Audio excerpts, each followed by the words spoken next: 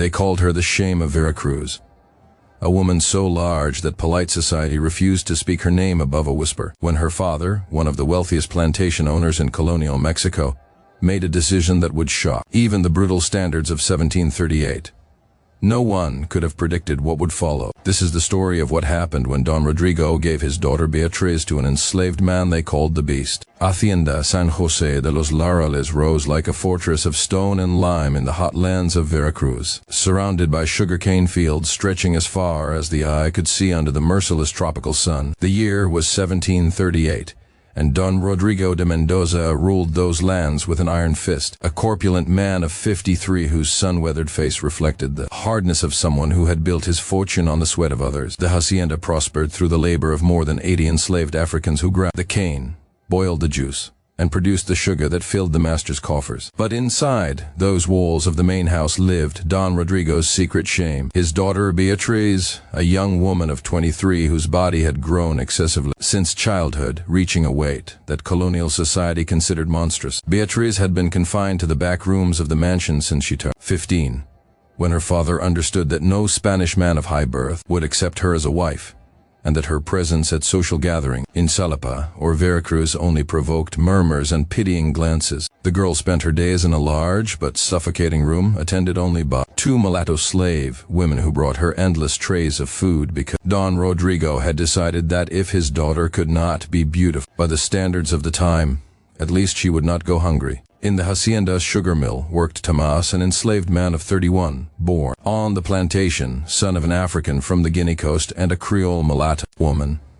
He was a tall man with a strong build forged by years of carrying sacks of sugar and feeding the boiler fires. With a silent intelligence he had learned to hide behind a mask of obedience. Tomás knew how to read and write, forbidden skills that had been secretly taught to him by the hacienda's former chaplain before he died, a compassionate Jesuit who believed all men had souls regardless of skin color. That clandestine education had made him different among the enslaved. A man who dreamed of freedom, but knew too well the price of rebellion in those lands where runaways were hunted without mercy. One afternoon in July, when the heat turned the air into a dense, sticky mass, Don Rodrigo summoned Tomás to the main house. The slave climbed the stone stairs with his heart racing, because being caught inside the mansion rarely brought anything good. In the office filled with mahogany furniture and maps of the lands, the master observed him with those calculating eyes that evaluated men as if they were livestock or tools. "Tomás," he said with a harsh voice, "I have made a decision that will change your life and that of my daughter Beatriz. You will be her husband." The words fell on the slave like a bucket of ice water, because in that society where marriages between slaves and indigenous people already caused scandal, the idea of marrying a black slave to the daughter of a Spanish landowner was unheard of, a transgression that defied all social codes of New Spain. Don Rodrigo explained his plan with the coldness of someone solving a logistical problem. Beatriz needed a husband, someone to care for her and give her companionship, but no Spanish man would accept her. Tomás was intelligent, strong, and above all, not in a position to refuse. The marriage would be celebrated in the hacienda's chapel, in a private ceremony without guests, and in exchange, Tomás would receive his freedom and a small parcel of land when Don Rodrigo died, as long as he fulfilled his marital duties and kept Beatriz happy. "If you mistreat her or try to escape," warned the master with a smile that didn't reach his eyes, "I'll have you whipped until the skin falls from your body. And then I'll sell you to the mines of Zacatecas, where you'll die within 6 months." Tomás nodded in silence because he knew he had no choice, that this was simply another form of slavery disguised as marriage, but also because a spark of hope ignited in his chest. Freedom, even if distant and conditional, was more than most slaves could dream of. The marriage was celebrated a week later at dawn, when fog still covered the cane fields, and the slaves were just beginning their workday. Father Ignacio, the new chaplain, officiated the ceremony with evident discomfort, stammering the Latin words of the sacrament, while Don Rodrigo watched from the front pew. Beatriz appeared dressed in a white gown that had belonged to her dead mother, the fabric tight over her voluminous body, her face hidden behind a veil that couldn't conceal the tears running down her cheeks. Tomás looked at her for the first time with true attention and saw not the master's daughter, but another prisoner, someone as trapped as he in the cruel decisions of others. When the father ordered them to take each other's hands, Tomás felt Beatriz's cold, trembling fingers, and something inside him softened. A compassion he didn't expect to feel. Married life began in the same back room where Beatriz had spent the last 8 years of her life. Don Rodrigo had ordered an additional cot placed there, but the first night Tomás sat on the floor against the wall, watching his new wife cry silently on the bed. "I'm not going to touch you," he finally said, breaking the oppressive silence. "Not that way, not if you don't want." Beatriz looked up surprised, because she had assumed her father had given her a slave who would use her as slave women were used in the quarters without consideration or tenderness. "Why?" she asked, her voice hoarse from crying. "Because we're both prisoners here," Tomás responded, "and prisoners must take care of each other." Days turned into weeks and weeks into months, while in that back room of the hacienda a strange relationship developed against all logic. Tomás continued working in the sugar mill during the day, returning each night with his body aching and covered in soot. But instead of collapsing into sleep, he spent hours talking with Beatriz. He discovered that the young woman had a sharp mind, that she had read the few books her father kept in the library, that she longed to know the world beyond the hacienda's walls. He taught her the letters the Jesuit had taught him, tracing words on sheets of paper he stole from Don Rodrigo's office, and she taught him about accounts and numbers, about how to keep records of sugar production. Little by little, distrust gave way to something deeper, an intimacy built on nocturnal conversations and shared laughter, on mutual understanding of two people the world had decided had no value. One November night, when rains pounded the mansion's tile roofs, Beatriz took Tomás's hand and placed it on her cheek. "Thank you for treating me like a person," she whispered. No one had done that before. Tomás felt something break inside him, all the barriers he had built to survive slavery, and for the first time in his adult life, he cried. That night they became husband and wife in the truest sense, not by obligation or strategy, but by a genuine connection that had grown in the darkness of that room. Beatriz discovered she could be desired, that her body wasn't just an object of shame but a territory of pleasure and tenderness, while Tomás found in her not just a companion but an accomplice in his dreams of freedom. The following months brought subtle but significant changes to the hacienda's dynamics. Don Rodrigo, satisfied that his daughter seemed happier and that Tomás fulfilled his obligations without causing problems, loosened the restrictions a bit. He allowed Beatriz to occasionally go out to the interior patio, always accompanied by Tomás. But dreams have a cruel way of crashing against the reality of 18th century New Spain. In February 1739, Don Rodrigo suffered a violent attack that left him bedridden with half his body paralyzed and his tongue tied. Doctors were summoned from Veracruz, but they could do no more than bleed the master and pray for his soul. For 3 weeks he agonized, while in the mansion's hallways distant relatives began appearing like vultures. Nephews and cousins who had never shown interest in Don Rodrigo but now smelled the inheritance. The most prominent was Don Alfonso de Mendoza, a second cousin who lived in Mexico City and arrived with an entourage of lawyers and scribes, dusty documents that supposedly proved he was the legitimate heir to the lands. When Don Rodrigo finally died on a March dawn, his lungs filled with fluid and his face contorted in pain, Beatriz suddenly found herself vulnerable as never before. Don Alfonso immediately installed himself in the main house and summoned all the servants and slaves to the courtyard to announce new arrangements. His gaze fell on Beatriz with barely disguised contempt, and when she mentioned her father's will, the agreement about Tomás's freedom, Don Alfonso let out a harsh laugh. "What will? My cousin was senile, and that grotesque marriage is proof. A slave married to a Spanish woman is an abomination. I will annul immediately." He ordered the overseers to separate the couple, to return Tomás to the slave quarters with the others, and to lock Beatriz in her rooms for her own good. That night, while guards dragged Tomás back to the quarters and Beatriz screamed desperately from her window, something definitively broke in the slave's heart. For months he had believed there could be a path to freedom that didn't involve violence, that his intelligence and patience would be rewarded. But now he saw the naked truth. In that society, a black man was nothing, not even when married to the master's daughter. Don Alfonso proved to be an even crueler master than Don Rodrigo. He increased production quotas at the sugar mill, reduced food rations distributed to slaves each Sunday, and established brutal punishments for the smallest infractions. The atmosphere at the hacienda became tense and oppressive. Tomás listened to whispered conversations in the darkness of the slave quarters about escapes and rebellions, about runaway slave settlements that existed in the mountains, but he didn't participate openly because he knew informants were common. Instead, he began planning in silence, using the intelligence he had cultivated for years. He found ways to communicate with Beatriz through messages written on scrap of paper hidden in food baskets the slave women carried to the main house, coded words that only she could understand. Beatriz, meanwhile, lived her own hell in the mansion. Don Alfonso had decided the best solution for the problem she represented was to send her to a convent in Puebla where the nuns could take care of her far from public view. Preparations for the journey were underway, and the young woman knew that once she crossed those convent doors, she would never leave again. Desperation led her to a radical decision. If she was going to lose everything anyway, she preferred to risk freedom or die trying. When she received Tomás's message proposing an escape plan, she didn't hesitate for a second to accept. The plan was risky to the point of madness. Tomás had made contact through a careful network of slaves who worked on different haciendas in the region, with a group of runaways operating in the mountains near Orizaba. They were willing to accept fugitives, but the journey there was dangerous, crossing territory where slave hunters constantly patrolled. Tomás proposed something that made several slaves who knew the secret cross themselves in horror. Burn the sugar mill during the night. Create enough chaos so he and Beatriz could flee in the confusion. The chosen night was the last Saturday of April, when Don Alfonso had organized a dinner with other landowners from the region to celebrate his takeover of San José de los Laureles. The main house was full of guests, wine flowed freely, and vigilance had relaxed.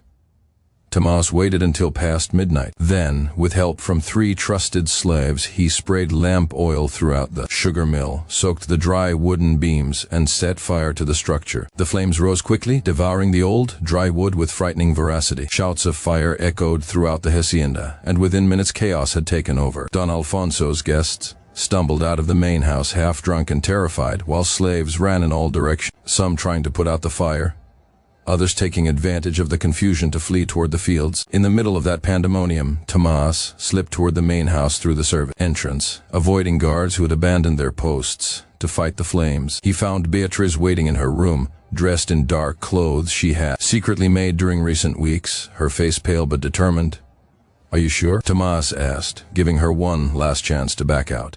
She took his hand firmly and nodded. Together they descended the service stairs, crossed the kitchen where pots still steamed with dinner remains, and went out to the back patio just as one of the sugar mill walls collapsed with a deafening roar, launching sparks toward the night sky. They ran toward the cane fields, entering the vegetal darkness, while behind them the hacienda burned and shouts of confusion mixed with the crackling of flames. They walked all night, deeper into the wild territory separating haciendas from mountains. At dawn, exhausted and with bleeding feet, they reached a stream where Tomás made them walk in the water for hours to confuse the dogs. Beatriz stumbled several times, falling to her knees on the rocky bed, but each time Tomás lifted her tenderly, whispering words of encouragement. On the 3rd day of flight, when they had exhausted the scarce provisions they carried and Beatriz could barely walk, they found the first signs of the runaway slave settlement. Subtle marks, branches broken in certain ways, stones stacked in specific patterns indicating they were being washed. That night, when they camped in a small cave, they were surrounded by silent shadows. Black men and mulattoes, armed with machetes and spears, faces weathered by years of living in the mountains. The group's leader, a man named Esteban, who had escaped from a mine a decade earlier, looked at the couple with distrust. "You bring a Spanish woman to our refuge?" he asked Tomás with a hard voice. "Are you crazy?" Tomás explained their story. He spoke of the forced marriage, the broken promise, the love that had grown in the darkness of the back room, the fire and the flight. The runaways listened with impassive faces. Finally, an older woman named Josefa, the settlement's healer, approached Beatriz and examined her with penetrating eyes. "She suffers," she said simply. "I can see the weight of her pain. Let them stay. But if they betray us, they die." Life in the settlement was hard in ways Beatriz had never imagined. There were no rooms with stone walls or soft beds, only huts built with branches and leaves, dirt floors that turned to mud when it rained. Food was scarce, mainly roots, wild fruits, and meat from animals hunted in the forest. But there was something there Beatriz had never experienced at the hacienda: dignity. The runaways lived by their own rules, without masters to whip or sell them, and that freedom, though precarious and constantly threatened, was worth all the sacrifices. Tomás adapted quickly to settlement life. His strength and knowledge of agricultural techniques made him a valuable community member. He helped expand the hidden corn and bean crops that sustained them. He taught some of the younger ones to read and write, transmitting the gift the Jesuit had given him years before. Beatriz, for her part, found her place working with Josefa, learning about medicinal plants that grew in the mountains, about how to treat fevers and wounds. Her body, which had always been an object of shame,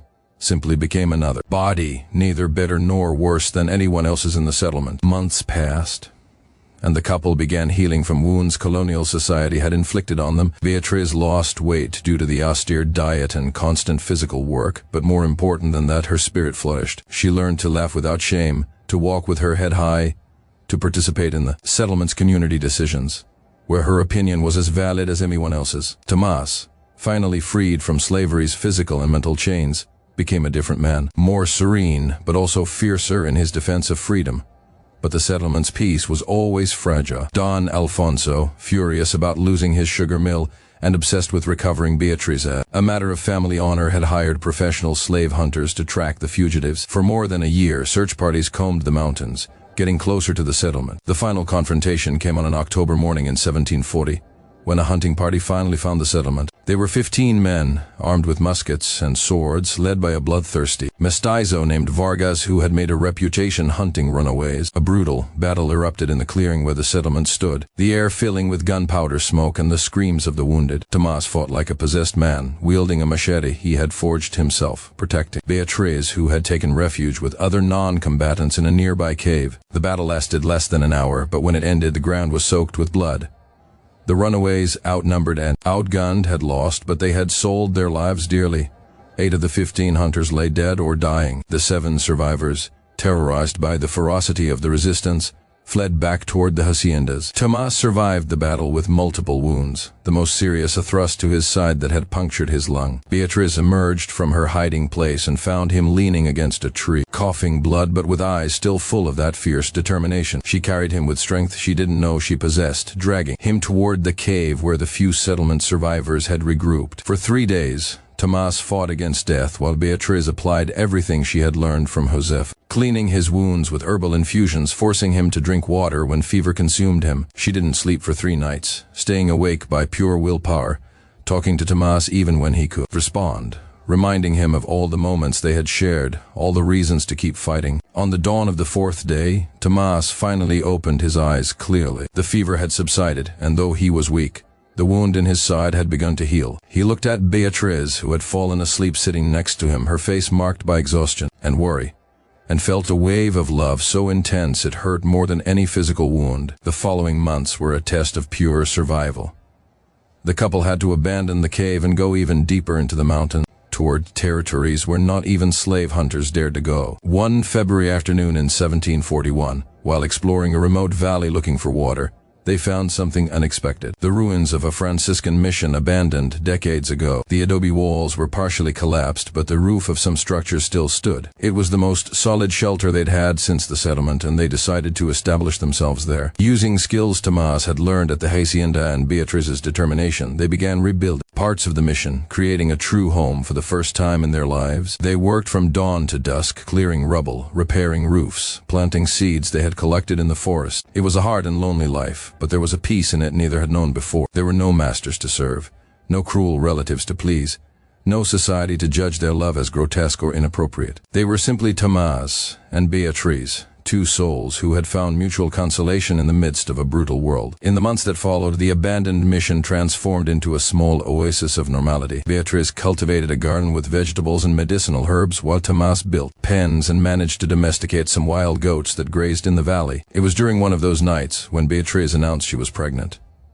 The news filled Tomás with a mixture of joy and terror, but when he saw the light in Beatriz's eyes, when he felt her hand guide his toward her belly where new life was growing, he knew that this child would be the definitive proof that their love was real, that they weren't just 2 victims of circumstances, but architects of their own destiny. The birth came on a stormy night in August 1741. Beatriz labored for 18 hours, her body fighting to bring new life into the world, while Tomás held her hand and spoke words of love and strength. When the baby finally emerged, a boy with brown skin and powerful lungs, Beatriz cried with relief and joy. Tomás cut the umbilical cord with trembling hands, and when he held his son for the first time, he felt that all the horrors they had endured, all the physical and emotional scars, had been worth it to reach that moment. They named the boy Mateo after the evangelist, whose name meant gift of God.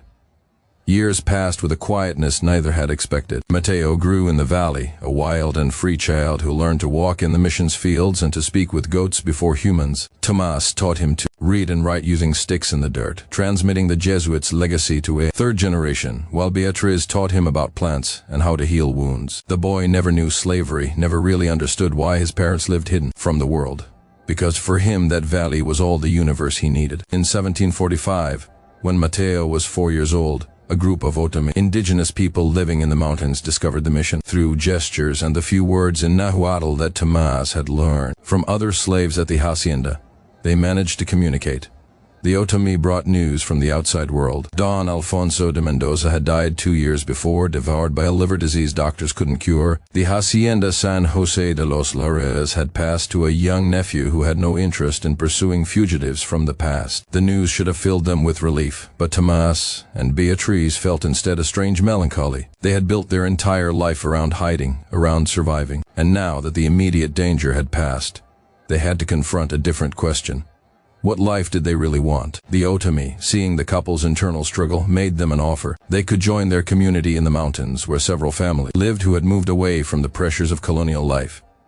After weeks of deliberation, Tomás and Beatriz accepted. Integration into the Otomi community was easier than they expected. The indigenous people had seen enough cruelty from the Spanish not to judge a mixed couple who had escaped oppression. Mateo prospered surrounded by other children. Tomás used his reading and writing skills to help the community in their occasional dealings with colonial authorities. Beatriz found her true calling as a healer, combining what she had learned from Josefa with the herbal knowledge of Otomi women. The years accumulated, bringing new children, a girl named Clara in 1747 and another boy Diego in 1750. The family grew, along with the community, participating in Otomi festivities, collective plantings, communal decisions. Tomás never forgot his time as a slave. The scars on his body were constant reminders, but he managed to build a life that went beyond that trauma. He taught his children about his history, about the injustices of slavery and the importance of freedom, but he also taught them it was possible to heal, that love could survive even in the most brutal circumstances. Tomás died in 1770 at 62, surrounded by his family in a cabin he himself had built in the Otomi Mountains. His body was marked by scars from a life of hard work and violence, but his face at the moment of death was serene. Beatriz held him during his last hours, whispering the same words he had said to her on that first night as spouses. "Thank you for treating me like a person." He was buried in a small plot overlooking the valley, a place where he could finally rest in peace. Beatriz lived another 18 years, becoming a respected matriarch of the community. She continued practicing as a healer until her hands became too shaky to prepare medicines. She saw her children grow and form their own families. She saw her grandchildren learn to walk in the same mountains where she and Tomás had found freedom. When Beatriz died in 1788 at 72, she was buried next to Tomás under an oak tree they themselves had planted decades before. The story of what Tomás did with Beatriz's body wasn't the act of violence that gossips of the time imagined, nor the exploitation Don Rodrigo probably anticipated when he forced the marriage. What Tomás did was treat her with dignity, see her as a complete human being instead of an object of shame, and build with her a life that defied all expectations of 18th century New Spain. He transformed her body, not physically, but symbolically, from an object of social contempt to a temple of love, resistance, and new life. And that act of mutual humanization in a society built on systematic dehumanization was what truly left everyone frozen. This is the story of Beatriz and Tomás, the woman they called a shame, the man they called the beast, and how together they built something no one thought possible: love, freedom, and a legacy that survived centuries.